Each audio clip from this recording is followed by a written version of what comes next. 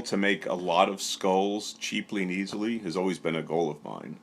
And I came across a technique on Haunt Forum by a haunter named Stang. I don't remember his YouTube channel, but I'll post it down below. And he came up with this terrific technique for using milk jugs or water bottles, 1 gallon size. This is a resin skull from Walgreens. This is a skull from a milk container. The first thing you're going to want to do is build yourself a stand. This is all built out of 3/4 inch PVC pieces. I got a bunch of T's, crosses. Got 1 T, and then you've got lengths of pipe in between to put it all together. What you're looking for is a stable base to hold your skull up. As I said, I took a resin skull from Walgreens and drilled out a hole in the bottom using a 1 inch wide spade bit. On the top here you can see I've sanded down the top, the edge of it, so that the skull fits securely onto the base, and you got a nice distance here for the milk jug to sit on top of this.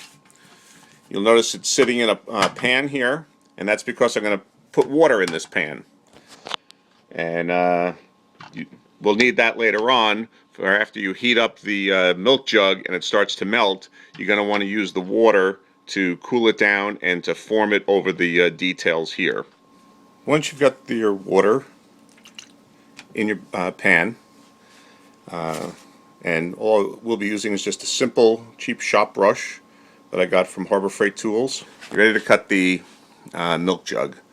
What you're going to be doing is cutting off the handle here and here, and then the spout right around here. So what you end up with is a jug that looks like this. Don't worry about the label, because when you apply heat to the label with the heat gun, it'll be able to just peel right off. So what you need to do is to cut some slits.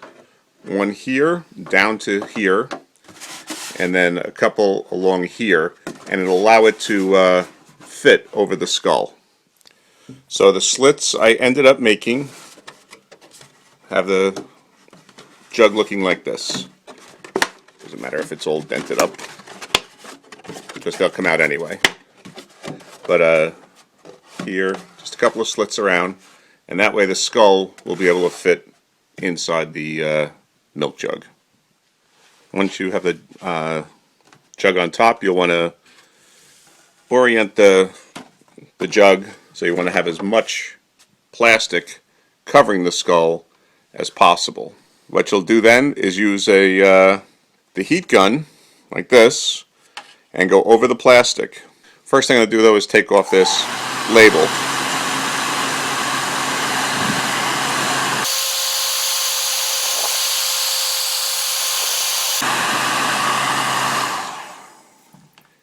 Heating that up, just peels right off. Okay, now you can start making a skull. And what I've found, the deep recesses on the skull, let me show you on another one. The deep recesses here on either side of the skull for like the cheekbones, it's good to melt those sides in because it helps hold the plastic onto the skull. And right now, as you can see, it moves around pretty simply. But once you start molding this plastic into the cheekbones here, it'll hold it on much tighter, and then the plastic will end up forming right over the top of this.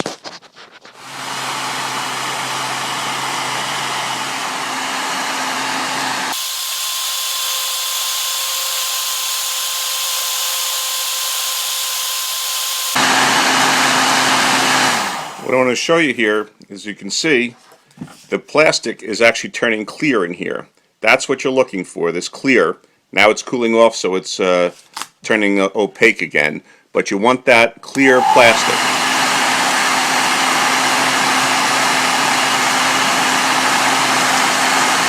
And you're able to heat it up several times without a problem.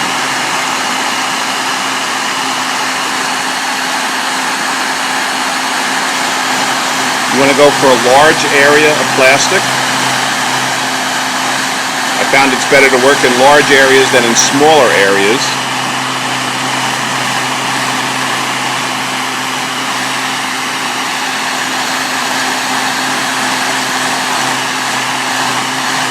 You don't want to hold the heat gun in any one spot too long because it will punch a hole into the plastic.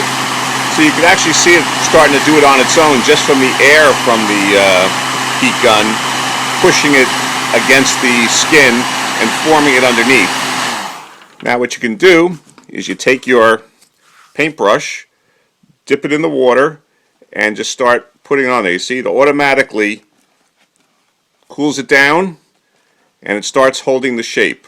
That's what you're going to do. We'll be going back over this more to get the details in there. Right now I'm trying to get this skull and the jug to hold to each other so they don't move around. You want to be careful when you're pushing the plastic into like the nose and the eye sockets because you can punch holes in it. You have to ease it into the crevices.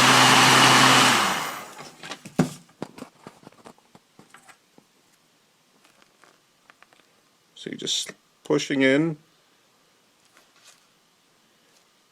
and it holds the form. Again, we're going to be going over this again several times to get the details to come into the plastic. Just taking your time and pushing this plastic around. As I said, mostly it'll actually just form itself into the skull. Down here, these pieces of plastic will end up fusing into one another when they're melted and you push them into each other. They'll end up becoming one whole unit and you won't have that big seam there.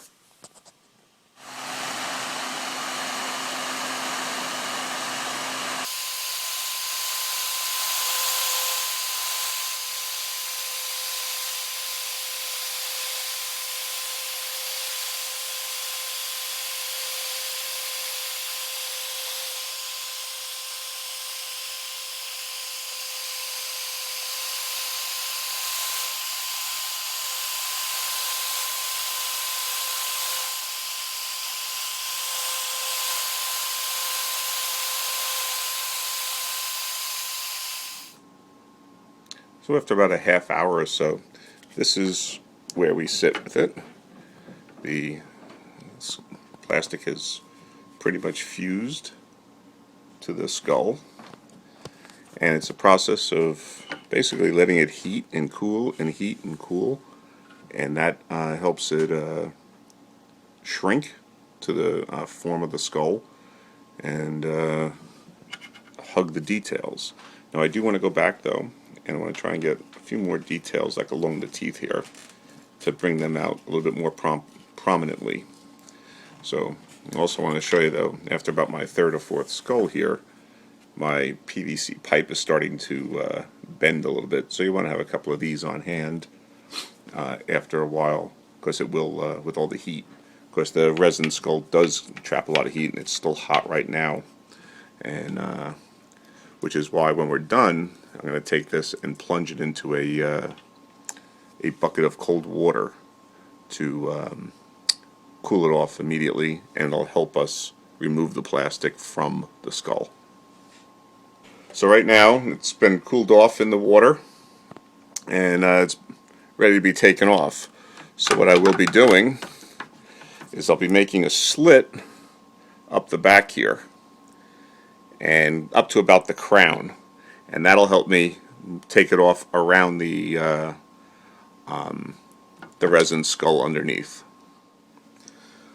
It takes a little finessing, but the skull does come off. Got the one seam here. Now what I've done on the other skulls is used a wood burning tool to basically fuse the seam back together again. That's what I did on this skull here. Just fuse the seam back. So I'm probably going to use a little bit of hot glue, hold it together, and then use the wood burning tool to join the seam completely together.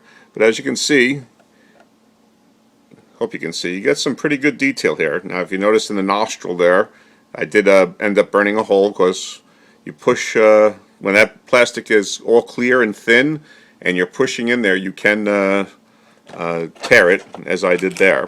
But like I said, you get some pretty good detail on these skulls. But there's the skull, and by the end, after it's painted and everything, it should look like that. So here's the evolution of skulls. From the resin skull to the just formed plastic one to one that's all painted up.